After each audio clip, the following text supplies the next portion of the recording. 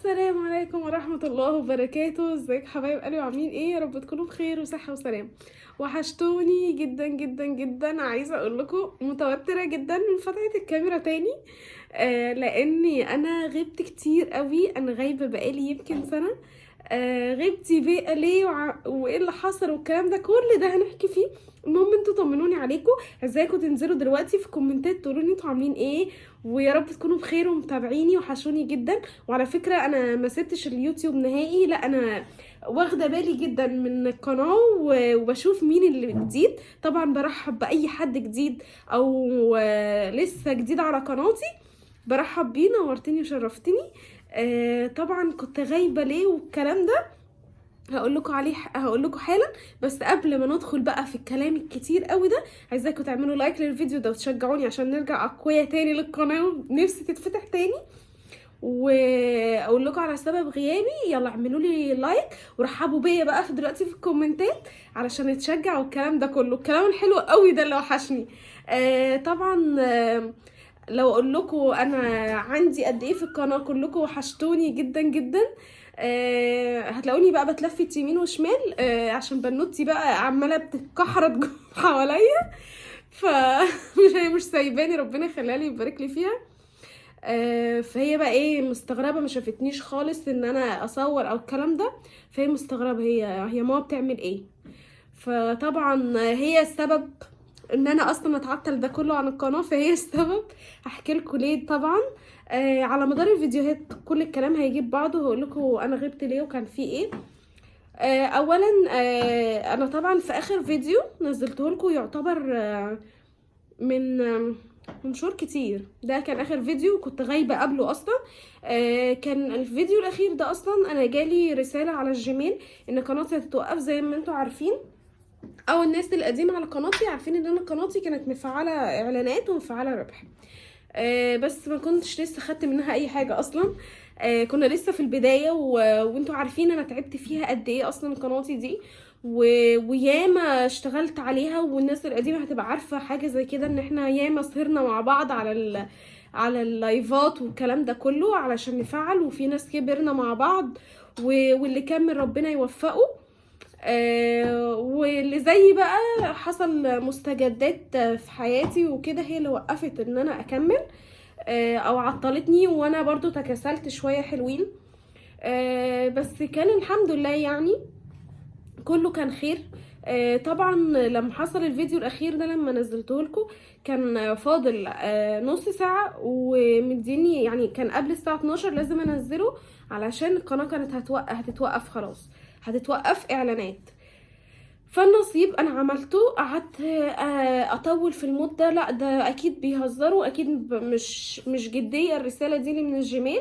طبعا لازم تاخدوا بالكم، دي اول نصيحه اصحاب القنوات، لازم تاخدوا بالكم من اي رساله تجيلكوا على الجيميل، لان دي بتبقى رسائل مهمه جدا جدا. طبعا انا قلت لا مش مهمه وبتاع. المهم قلت خلاص هنزل فيديو قبل الساعه 12. الفيديو هو كان ترتيب ربنا طبعا، وهو كان نصيب وكل حاجة، بس انا تكسلت شوية. الفيديو نزل الساعة 12:30، كان هم الساعة 12 بالظبط، يعني جدا في مواعيد رهيبة. الساعة 12 بالظبط خلاص سحبوا القناة، مش سحبوا القناة، سحبوا الإعلانات ورجعوا لي القناة كأنها بادئه من اول وجديد، ما عدا المشتركين عددهم زي ما هما، بس رجعوا لي عدد الساعات. طبعا اصحاب القنوات عارفين حاجه زي كده، عدد الساعات زي ما هي، لان انا كنت غايبه بقالي سنه وشويه. فلما اقصى حد بقى 6 شهور بالظبط، لو زدتي عن 6 شهور خلاص القناه كده هتقف.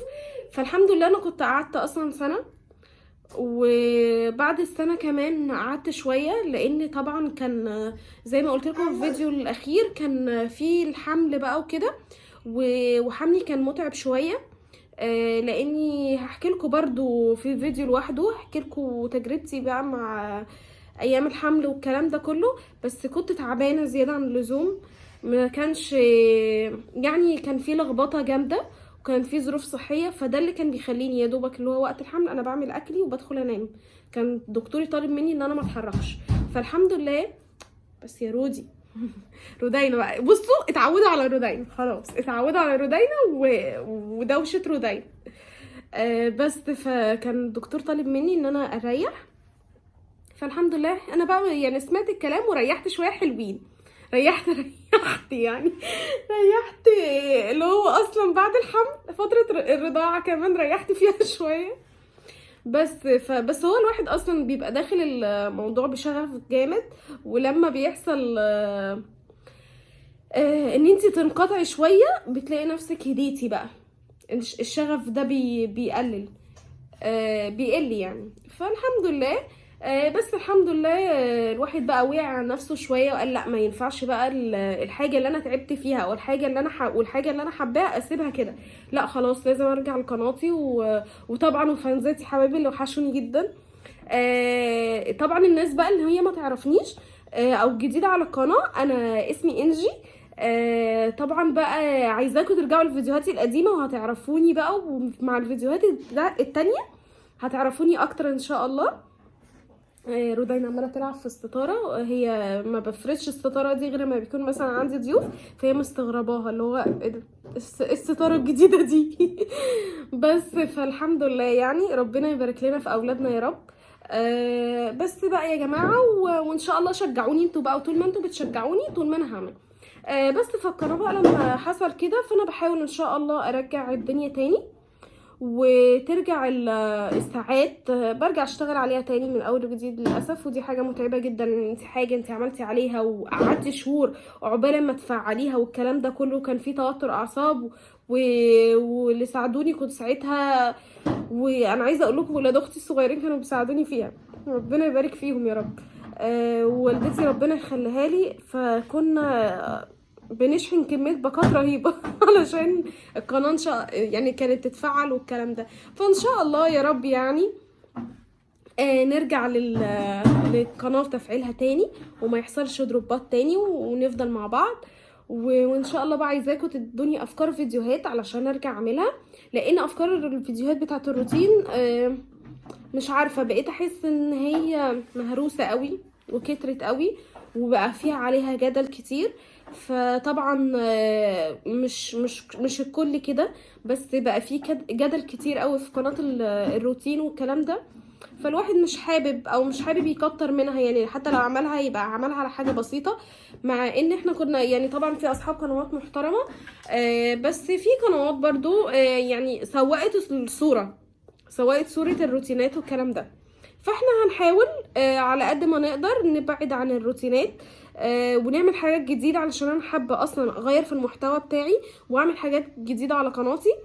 ويا رب كده اكون خفيفة على قلبكم وتستمتعوا معايا وتشجعوني، لان انتوا اكتر ناس والله العظيم بجد يعني، اكتر ناس. انا برضه دلوقتي انا ما كانش عندي جراءة خالص ان انا اتصور يعني خالص، انا مش عارفة ازاي فتحت الكاميرا وعمالة اتكلم، هو يعني بحس ان انا قاعده مع حد قدامي وبتكلم.